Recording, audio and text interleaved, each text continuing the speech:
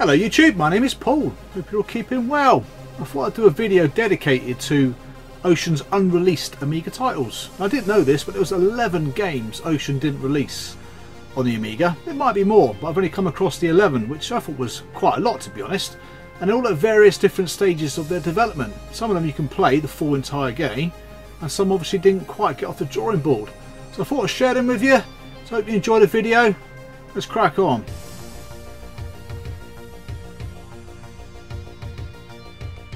So in at number 11 then is a game I've never heard of. It's called Hammerin' Harry. It was developed by IREM and was being converted to the Amiga and Atari ST by Ocean France, who did develop a hell of a lot of really good arcade ports. A lot of their games actually never saw the light of day, bizarrely enough. So this game was penciled in for a Christmas 1991 release on the Atari ST and Amiga.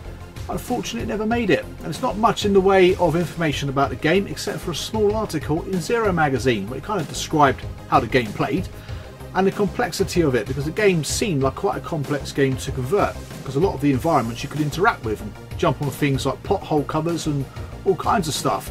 But only a brief little mention of the Amiga version, just saying it would feature 16 colours in the background, 16 colours on the sprite. That's it, there's not much information besides that.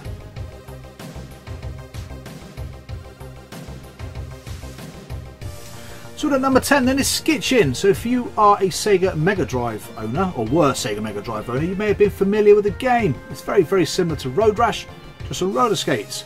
But sort of like the early to mid 90s, Ocean built up a relationship with Electronic Arts and were to release a few of their console classics over to our favourite home computer. So games like Skitchin, NHL 94, Mutant League Hockey and Jungle Strike. And as we know, only one of those 4 games were actually released on the Amiga. But in 1994, Commodore went into a bit of trouble, didn't they? Got into liquidation, and that kind of knocked the confidence of Ocean Software in releasing those games. So unfortunately, I don't think Skitchin even got off the drawing board. There's hardly any information online, hardly any information on any of the magazines, just a very small article about it being released for the A500, A600 and the A1200 having a specific version. Unfortunately, it never made it.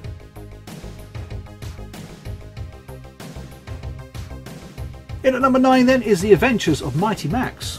Came out on the Mega Drive, I'm pretty sure it came out on the Super Nintendo. It was supposed to be an Amiga AGA specific game. It was finished, it was coded, it was ready to go. What stopped it? I've got no idea. There's a 2-page spread in the one magazine talking about the game's impending release. Looked fantastic, looked like a nice platformer. But the 1200 version was supposed to be the pinnacle. It was supposed to be the best version out of the 3. Unfortunately, it never made it. There's supposed to be source code for it, but apparently one of the programmers lost his source code, so hopefully the other one's still got theirs, but no one can seem to make any contact to get this code converted into an ADF file for us all to enjoy. Unbelievable. But again, the game was penciled to be released in December 1994, and that kind of says it all really. That was kind of the year, 1994, where most of the major publishers decided not to release games anymore, which is a massive shame. What's even worse, it was actually flipping finished.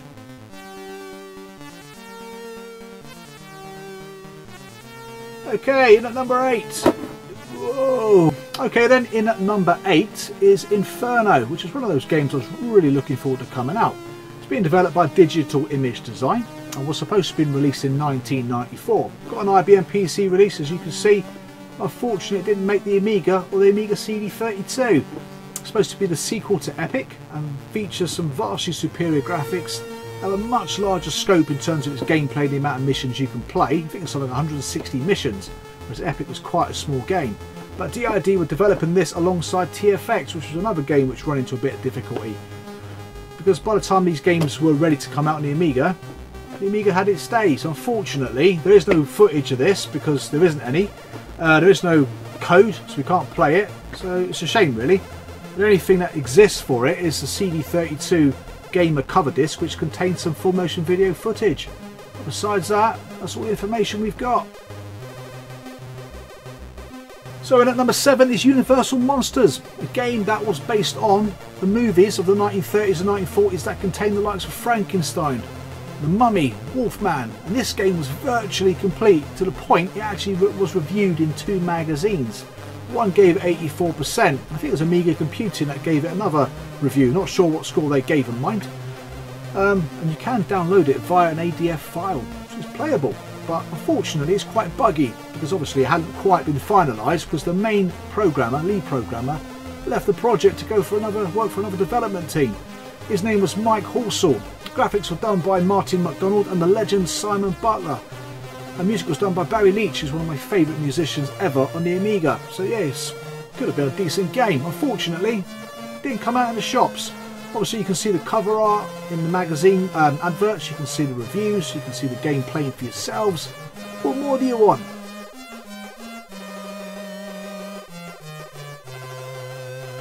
So in at number 6 is a top-down football game, and that's Adidas Championship Football. It got a release on the 8-bits, but didn't get a release, although near enough complete yet again, on the Amiga or Atari ST.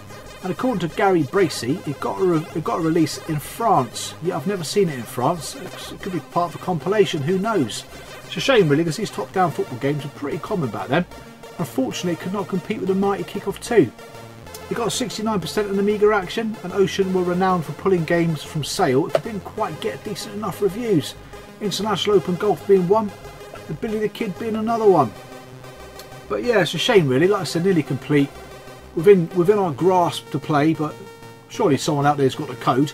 The credits for the 16-bit versions actually do show up on the 8-bit version, so if anybody knows the programmer, hopefully he's still got the code for it and don't want the Mighty Max programmer done and lost it in transit. So hopefully one day you'll be able to play it on the Amiga.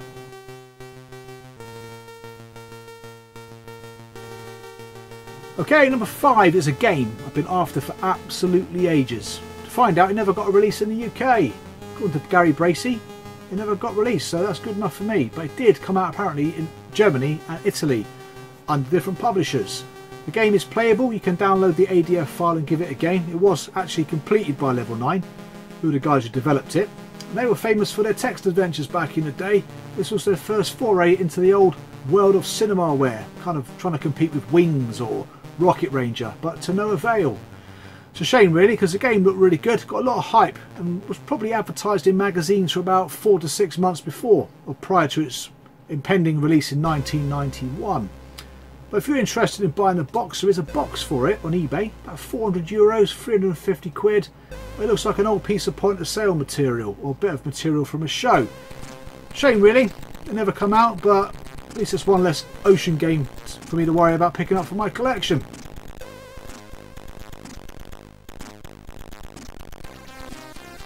So at number 4 then is a game called Liquid Kids, which was an arcade cabinet released by Taito, and it was being converted by Ocean France. It's not a game that I'm familiar with, to be honest with you, but it looks very similar to the other Taito classics, Bubble Bobble, Rainbow Islands, and its unofficial sequel, Parasol Stars, and was due to be released at Christmas 1991, so I'm not sure if Parasol Stars had any bearing on this game not being released or not, because it was released around the same sort of time. Which is a shame really, but Ocean France yet again, poor sods, had a game which they'd virtually finished, that was on the cusp of being released. Not, so I feel sorry for them in a way, because they did quite a lot of work on the game, but unfortunately it didn't come out. But luckily for us in 2003 the source code was found and then converted to ADF files, so now we can play the game on our Amigas.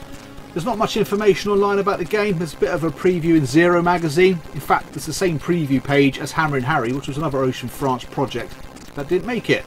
And there's a review in an Italian magazine, but unfortunately there's no score, so I've got no idea what kind of reception the game received. But that's Liquid Kids.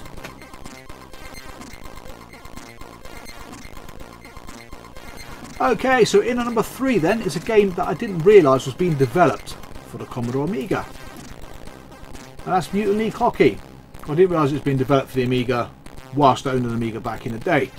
But anyway, it was being developed by Catfish, who brought us a really good point and click adventure called Bloodnet back in the day, and that weren't too bad, was it? But they completed this game. Another game which is 100% complete, 100% downloadable via ADF for you to play. Now unfortunately, due to the sort of EA stroke Ocean Software collaboration, a lot of their 1994 releases didn't make it. So obviously Skitchin, there was this, NHL Hockey, I think Jungle Strike and Shaq Fu did make it, but that was it really, which is a bloody shame. There's not much online about this game at all. Just an article from CD32 Gamer, because believe it or not, it was due to be released on a CD32 as well. And that's it. So not a lot out there unfortunately, but at least we get to play it now.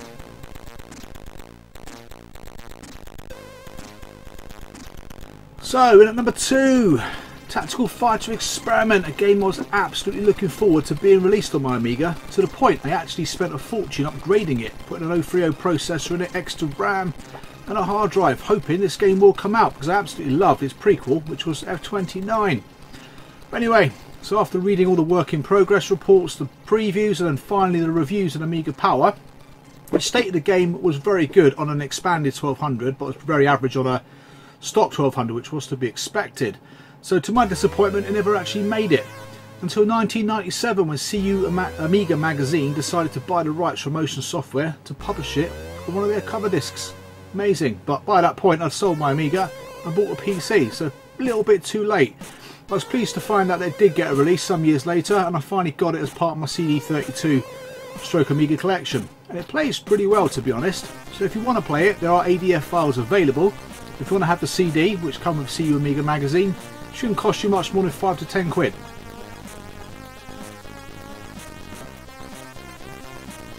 So in at number 1 then is Snow Brothers, Snow Bros, or Snow Bro in the Amiga case, because the Amiga version was one player, and yet again the conversion was being carried out by Ocean France. Poor sods. But this game again is probably the most complete out of this list of 11 games, and you can play it via an ADF file. So it's arcade cabinet by Toplan, which was due to be released sometime in 1989-1990, and that would have coincided with the launch of Rainbow Islands. So Bob and Bob have done it again with Foil 2 Ocean France games. But I'm not sure if that's the reason why, I've got no idea to be honest. But it's a bit strange how 2 really good, well-made games weren't published. Maybe there's something wrong with Liquid Kids, maybe Snow Brothers, because it wasn't 2-player, wasn't ever going to be released. I've got no idea. But again, you can play it, which is great. Download the ADF files, give it a go, because it's a cracking game. As far as I know, a French magazine gave it 93%, but none of the UK press actually got it to review stage. But yeah, it's probably the best, most complete game in this list. So thank you very much for watching my 11 unreleased Ocean Software games. I hope you enjoyed the video, and I'll see you again real soon. Take care of yourselves. Bye for now.